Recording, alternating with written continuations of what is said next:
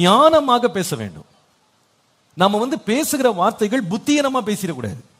நாம ஞானத்தோடு நம்ம பேச வேண்டியது அவசியம். கர்த்தருடைய நாமத்திற்கு மகிமை உண்டாவதாக. அநேக வேளையில நம்ம பேசுற வார்த்தைகள் புத்தியனமா இருப்பதனால அநேக வேளை நிறைய பிரச்சனைகள் என்ன ஆயிடுது, உருவாயிடுது இல்லையா?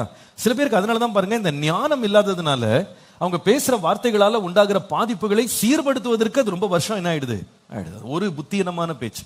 அதனாலதான் சொல்லுது, ஒரு நல்ல பரிமள தைலத்துல ஒரு செத்தை விழுந்து அந்த பரிமள தைலமே என்ன ஆயிடும், நாரி போயிடும். அதே போல சொற்ப மதியினம் என்ன செய்யும், நீண்ட நாள் நம்ம காத்துக்கிட்டு இருந்த நல்ல பெயர் என்ன பண்ணிடும், கெடுத்து ஒண்ணு இல்லாம நாசமாக்கிடும். குடும்பத்துல கூட நாம அறிவில்லாம ஞானம் இல்லாம நம்ம பேசுற ஒரு சில வார்த்தைகளால அநேக உறவுகள் முறிந்து போகலாம், உடைந்து போகலாம். ஆகவே நம்ம ஞானத்தை தேவனிடத்துல பெறணும். ஆண்டவரே ஞானமான மறு உத்தரவு கொடுக்க எனக்கு கிருபை தாரும். ஆண்டவரே நான் ஞானமா பேசி என் வீட்டை கட்டுவதற்கு எனக்கு கிருபை தாரும். அதனாலதான் வேதம் சொல்லுது, புத்தியுள்ள மனைவி தன் வீட்டை கட்டுகிறாள், புத்தி இல்லாதவளோ தன் கைகளால் அது என்ன செய்கிறாள், இடித்து போடுகிறாள்னு போட்டு. அதனால நம்ம பேசும்போதே ஞானமா பேசலன்னா நம்ம கைகளாலேயே நம்ம வீட்டை என்ன பண்ணுவோம், இடிச்சு போட்டுருவோம். பாருங்க, நிறைய வேளையில குடும்பங்களை பாருங்க, அவங்க ஆரம்பிக்கும் போது எவ்வளவு சந்தோஷமா ஆரம்பிக்கிறாங்க, எவ்வளவு மகிழ்ச்சியா ஆரம்பிக்கிறாங்க, எவ்வளவு ஆனந்தமா ஆரம்பிக்கிறாங்க. அந்த வெட்டிங் போட்டோ எல்லாம் பாத்தீங்கன்னா, அப்பா ஒரு பக்கமா போஸ் எடுத்து போட்டோ காமிச்சு சிரிக்க சொல்லி நல்லா தான் ஆரம்பிக்குது. போட்டோ ஆல்பம்லாம் ரொம்ப நல்லா சிரிப்பா தான் இருக்கு. ஆனா கல்யாணம் ஆரம்பிச்சு கொஞ்ச நாள்ல பாத்தீங்கன்னா அந்த சிரிப்பெல்லாம் மங்கி போகுது. அதுக்கப்புறமா எடுக்கிற போட்டோ பார்த்தா பாக்குறவங்களுக்கே பயமாயிருது. அந்த மாதிரி ஒரு மோசமான நிலைமைக்கு குடும்பம் போயிடுது. அந்த கப்புள்ஸ் போட்டோ எல்லாம் பார்த்தா அந்த மாதிரி அவ்வளவு ருசியா இருக்க மாட்டேங்குது. ஏன் அப்படின்னு கேட்டா, இந்த காலகட்டத்துக்குள்ள என்ன நடக்குன்னு கேட்டா, ஒருத்தரோட ஒருத்தர் பேச ஆரம்பிக்கும் போது ஞானம் இல்லாத வார்த்தைகள், அவசியம் இல்லாத வார்த்தைகள், தேவையில்லாத வார்த்தைகளை தவறுதலாக பேசி விட்டு கடைசி என்ன பண்ணினா ஒருத்தர் முகம் கூட பார்க்க முடியாத அளவுக்கு என்ன ஆயிடுறாங்க, காயப்பட்டவர்களாக மாறிடுறாங்க. சில குடும்பங்களை பாத்தீங்கன்னா இந்த இன்டீரியர் மினிஸ்ட்ரியே ஒர்க் ஆக மாட்டேங்குது. இன்டீரியர் மினிஸ்ட்ரி என்னது, வீட்டுக்குள்ள எந்த பேச்சுமே கிடையாது, வெறும் வெளியுறவு துறை மட்டும் தான் வேலை செய்யுது. வெளியில எல்லாரோடும் பேசுவார்கள், விசுவாசிகளோடு பேசுவார்கள், ஃபேமிலி ஃபெலோஷிப்ல பேசுவார்கள், சபையில பேசுவார்கள், ஊழியத்துல பேசுவார்கள், புதிய ஆத்துமாக்களை ஆதாயப்படுத்துவார்கள். ஆனா வீட்டுல இருக்க மட்டும் தான் ரட்சிக்கப்பட மாட்டாங்க. வீட்டுல 2 பேரும் என்ன பண்ண மாட்டாங்க, ஒரு காலம் பேசவே மாட்டார்கள். அப்படி நிறைய குடும்பங்கள் மாறிடுது. அப்படி மாறக்கூடாது. நம்முடைய பேச்சு எப்படி இருக்கணும் சொல்லுங்க, ஞானமாய் பேசணும். அது வசனத்தை பாருங்க, என் வாய் எதை பேசும், எதை வேணாலும் பேசணும் போடல. என்ன பண்ணணும், வாய் என்ன பண்ணணும், ஞானமா பேசணும். ஞானமா பேசினாதான் அதுல நமக்கு ஜீவன் உண்டாகும், அதுலதான் நமக்கு வாழ்க்கையில வெற்றி வரும். ஒரு முறை ஒருவர் ஒரு ஆராதனைக்கு வந்தார். அன்றைக்கு பாஸ்டர் நீங்க சுவிசேஷம் அறிவிக்கணும், ரட்சிக்கப்படாத மக்களை எல்லாரும் நீங்க ஆதாயப்படுத்தணும், ஒரு நாளைக்கு ஒரு ஆத்மாவுக்காகிலும் சுவிசேஷம் சொல்லணும் அப்படின்னு அவர் ஞாயிற்றுக்கிழமை பிரசங்கம் கேட்டு அவர் ரொம்ப உணர்ச்சி வசப்பட்டார், ரொம்ப உற்சாகம் அடைஞ்சிட்டார். நாளையிலிருந்து நாம ஒவ்வொரு நாளும் ஒரு ஆத்மாவாகில் என்ன பண்ணணும், ஆதாயப்படுத்தி விட வேண்டும் என்ற ஒரு வெறி அவருக்குள்ளே வந்தது. அவர் என்ன வேலை செய்தார்னா, பார்பர் வேலை செய்து கொண்டிருந்தார், முடித்திருக்கிறவராக இருந்தார். அடுத்த நாள் காலையில 6 மணிக்கு கடையை திறந்தார். கடையை திறந்து ஜெபம் பண்ணார். ஆண்டவரே, இன்னைக்கு முதலாவது வருகிற வாடிக்கையாளருக்கு நான் என்ன பண்ணுவேன், ஆண்டவருடைய சுவிசேஷத்தை நான் சொல்லாம நான் விட மாட்டேன், ஆண்டவரே எனக்கு கிருபை தாரோன்னு ஜெபம் பண்ணாரு. ஜெபம் பண்ணிட்டு ரெடி ஆயிட்டாரு. பாவம் ஒரு மனுஷன் வந்த உடனே உட்கார வைத்தார். என்னப்பா செய்யணும்னு கேட்டார். ஷேவ் பண்ணுங்க. ஷேவ் பண்ணுங்களா, உட்காருங்க சார் அப்படின்னு சொல்லிட்டு அந்த சோப்பை எடுத்து நல்லா தடவினார். தடவிட்டு பக்கத்துல அது ஒரு பெல்ட் ஒன்று இருக்கும் பாத்தீங்களா, அதுல போட்டு கத்தி இப்படி நல்லா கூராக்குனார், நல்லா பாலிஷ் பண்ணார். பாலிஷ் பண்ணி பக்கத்துல கேட்டார், இன்று மரித்தால் எங்கே போவாயின்னு கேட்டார். அவ்வளவுதான். இப்படி திரும்பி பாக்குறக்குள்ள சோப்போட அந்த மனுஷன் வெளியே ஓடி போயிட்டான். நம்ம இது என்ன பார்பர் கடைக்கு வந்தோமா கசாப்பு கடைக்கு வந்தோமா தெரியல, கத்தியை நீட்டிக்கிட்டு இன்றைக்கு மரித்தால் எங்கே போவாங்கிறான். ஒரே ஓட்ட முடியும். சொன்ன செய்தி நல்ல செய்தி தான், ஆனா எதை பேசல, ஞானமா பேசல. கத்தியை காமிச்சிட்டு இன்றைக்கு மரித்தால் எங்கே போவாங்க என்னங்க அர்த்தம்? சுவிசேஷம் சொல்றேன்னு ஒரு மனுஷனை பாடுபடுத்தக்கூடாது இல்லையா?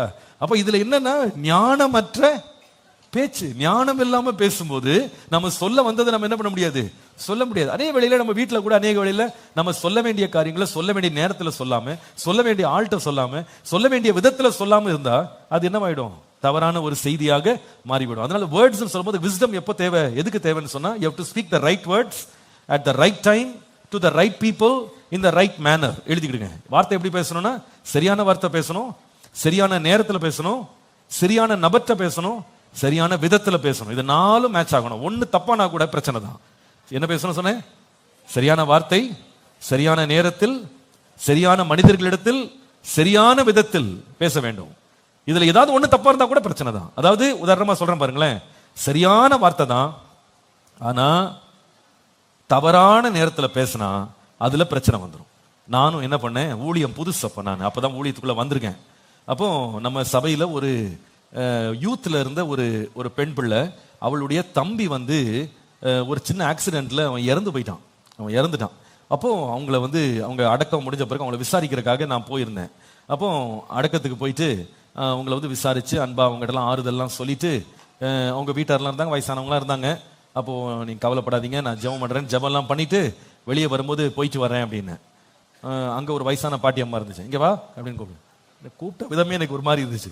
இங்க வான்னு கூப்பிடுறாங்களே, பக்கத்துல போனேன். என்ன சொன்னேன்? போயிட்டு வரேனா? போறேன்னு சொல்லிட்டு போ. எனக்கு கை காலம் ஆடி போச்சு. என்னடா இது மாதிரி? அப்ப என்ன கதைன்னு அப்புறமா கண்டுபிடிச்சேன். இப்பதான் ஒரு ஆள் இறந்துருக்காரு. நீ போயிட்டு வரேன்னா அர்த்தம் என்ன? அடுத்த ஆளை எடுக்கிறதுக்கு வரியா? போறேன்னு சொல்லிட்டு போ. அன்னையிலிருந்து போயிட்டு வரேன்னே சொல்றது இல்லைங்க. சாவு வீட்டுக்கு போனா கை கூப்பிட கையோட வெளியே வந்துருது. நலமும் சொல்லுவதில்லை, புலமும் சொல்லுவதில்லை. ஏங்க நான் சொன்னது கெட்ட வார்த்தை இல்லை, நல்ல வார்த்தை தான். போயிட்டு வரேன்னு தான் சொன்னேன். ஆனா சொன்ன நேரம் சரியில்லை. அப்போ அந்த நல்ல வார்த்தையா இருந்தாலும் தவறான நேரத்துல சொன்னா அது என்னவா மாறிடும்? கெட்ட வார்த்தையா மாறிடுங்க, தவறான வார்த்தையா மாறும். அதுக்கு ஞானம் தேவை. அப்போ சரியான வார்த்தையை பேசணும், சரியான நேரத்துல பேசணும். மூன்றாவது, சரியான நபரிடத்துல பேச வேண்டும். இப்ப வந்து மனைவியை பார்த்து ஐ லவ் யூன்னு சொல்றது ஓகே. ரோட்ல பாக்குறவங்களால ஐ லவ் யூன்னு சொன்னா என்ன ஆகும்? ஐ லவ் யூன்றது கெட்ட வார்த்தை இல்லை, நல்ல வார்த்தை தான். ஆனா அந்த வார்த்தையை தவறான நபர்கிட்ட பேசினா என்ன ஆயிடும்? தவறாயிடும் இல்லையா? இப்ப வந்து நம்ம பிள்ளைகளை வந்து நம்ம பிள்ளைகளை என்ன வேணா சொல்லி கூப்பிடலாம். ஏய் இங்க வாடா அப்படின்னு சொல்லி கூட கூடுவாங்க சில பேர். இதே இது ரோட்ல போற பிள்ளைங்க வாடான்னு சொல்லி கூப்பிட்டா நீ யார் என்ன கூப்பிடுறேன்னு கேட்பாங்களா? கேட்க மாட்டாங்களா? என் பிள்ளை நீங்க எப்படி கூப்பிட்டீங்கன்னு கேட்பாங்க. அது வந்து உங்களுக்கு சரியான வார்த்தையா இருக்கலாம், ஆனா சொன்ன நபர் யாரு? தவறான நபர். அப்போ சரியான வார்த்தை, சரியான நேரம், சரியான நபரிடத்திலே. நாலாவது, சரியான விதத்திலே பேச வேண்டும். சரியான விதம். நல்ல வார்த்தையை கூட நம்ம சொல்ற விதம் தப்பா இருந்தா என்ன ஆயிடும்? அதுவே தவறான ஒரு செய்தியை கொண்டு வரும். சில பேர் பிரைஸ் லார்ட் சொல்றதே மிரட்டுறது போல சொல்ற. பிரைஸ் தி லார்ட் என்ன சொல்ல வர்றாருன்னே தெரியலையே. நம்ம சொல்ற விதம் இருக்கு பாருங்க, அதுலயே என்ன இருக்கு? அதுல ஒரு தன்மை இருக்கு இல்லையா? அதுல ஞானம். அப்ப இந்த நாலு ஒன்னா சேரணும், மேட்ச் ஆகணும். ஒண்ணு தப்பானா கூட அது தவறான வார்த்தையா போயிடும். அப்போ கம்யூனிகேட் பண்றதுல நமக்கு ஞானம் அவசியம். கர்த்தருடைய நாமத்திற்கு மகிமை உண்டாது. அதனாலதான் நீதிமொழிகள் 2ஆம் அதிகாரம் 10 முதல் 12 வசனங்களை பார்ப்பீர்களானால், ஞானம் உன் இருதயத்தில் பிரவேசித்து அறிவு உன் ஆத்துமாவுக்கு இன்பமா இருக்கும்போது நல் யோசனை உன்னை காப்பாற்றும், புத்தி உன்னை பாதுகாக்கும். நல் யோசனை உன்னை காப்பாற்றும், புத்தி உன்னை பாதுகாக்கும் சொல்லிட்டு இந்த ஞானம் இருதயத்தில் பிரவேசித்தா வர்ற நன்மையில 12ஆம் வசனம் தொடர்ந்து வாசிக்கும் போது, அதனால் நீ துன்மார்க்கருடைய வழிக்கும் மாறுபாடு பேசுகிற மனுஷனுக்கும், கடைசியில் அந்த சென்டென்ஸ் அப்படியே முடியும் போது, நீ தப்புவிக்கப்படுவாயின்னு இருக்கு. அப்ப ஞானமா பேசுனா, ஞானத்தோடு நம்ம வாழ்ந்தோம்னா, மாறுபாடு பேசுகிறவர்களிடத்திலிருந்து நம்ம என்ன செய்யப்பட முடியும்னா தப்புவிக்கப்பட முடியும். அப்போ ஆண்டவரே இந்த ஞானத்தை எனக்கு தந்து நான் பேச்சினால எந்த இடத்துல தப்பிச்சு போகணும், எந்த இடத்துல நான் தங்கி இருக்கணும், எந்த இடத்த நான் தவிர்க்கணும், இதெல்லாம் எனக்கு கொடுக்கறதுக்கு ஞானம் தாங்க. நான் சரியா பேசுறதுக்கு எனக்கு கிருபை தாங்க ஆண்டவரேன்னு தேவனிட்ட நாம கிருபை கேட்க வேண்டும். பாருங்க, இந்த பெர்வர்ஷன், மாறுபாடு அப்படின்றதுடைய அர்த்தம் என்னன்னா, being contrary to accepted standards or practice, ஏற்றுக்கொள்ளப்படத்தக்க நியமனங்களை தாண்டி வாழ்வது அல்லது தவிர்த்து வாழ்வது. இந்த மாதிரி மாறுபாடா பேசுறவங்க தப்பிச்சு போறதுக்கு ஆண்டவர் நம்மகிட்ட என்ன கொடுக்கணும்னா ஞானத்தை கொடுக்கும்படி நாம் கர்த்தர்ட்ட கிருபை கேட்க வேண்டும். கர்த்தருடைய நாமத்திற்கு மகிமை உண்டாவதாக. நம்முடைய பேச்சு ரொம்ப முக்கியம். இந்த மாறுபாடானவர்களுக்கு ஏற்ற விதமா பேசாம மாறுபாடான வார்த்தைகளை தவிர்த்து போய் நாம சரியாக பேசி சமாதானத்தை உண்டு பண்ண கர்த்தர் கிருபை தருவாராக. இந்த மாறுபாடான பேச்சை குறித்து வேதம் சொல்லும் பொழுது நீதிமொழிகள் 10ஆம் அதிகாரம் 32ஆம் வசனத்தை பார்ப்பீர்களானால், நீதிமானவர்களுடைய உதடுகள் பிரியமானவைகளை பேச அறியும், துன்மார்க்கருடைய வாயோ மாறுபாடு உள்ளது என்று வாசிக்கிறோம். துன்மார்க்கருடைய வாய் மாறுபாடு உள்ளது. அதாவது ஏற்படுத்தப்பட்ட நியமங்களை முறிக்கிறதற்கு இவர்களுடைய பேச்சு என்ன ஆயிடுதுன்னா பெரிய ஆபத்தை உண்டாக்குகிறது.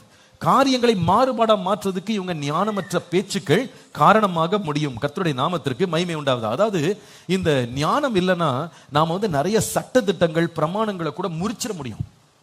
நம்ம தவறான எது எடுத்துக்காட்டாக நம்ம மாறிட முடியும். தவறான காரியங்களை முன்னெடுத்து பேசிட முடியும்.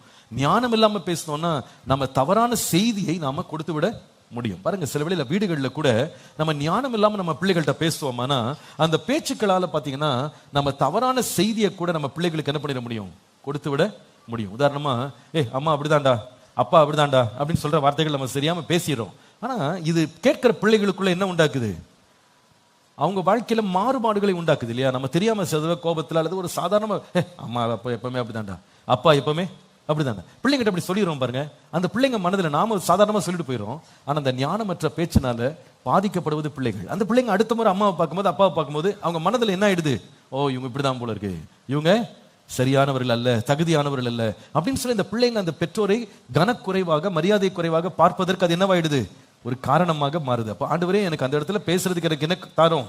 ஞானத்தை தாரும். என் பிள்ளைகள்கிட்ட பேசுறதுக்கு ஞானத்தை தாரும். அது ஏற்படுத்தப்பட்ட சட்டத்திட்டங்களை உடைத்து போடுறதுக்கு நான் ஆண்டவரே காரணமா இராதபடி என் வாயின் வார்த்தைகள் மாறுபாடான வார்த்தைகளாய் ஆண்டவரே மாறிவிடாதபடி எனக்கு கிருபை தாரும் அப்படின்னு நம்ம கேட்க வேண்டியது அவசியம். கர்த்தர் கிருபையாக நமக்கு ஞானத்தை கொடுத்து இந்த மாறுபாடான பேச்சுக்கு நம்ம விலகி ஞானமா பேசுறதுக்கு, சரியான பாதையில் நம்ம நடத்துவதற்கு, நம்ம பேசுறதுக்கு ஆண்டவர் கிருபையாக நமக்கு இரக்கம் பாராட்டுவாராக.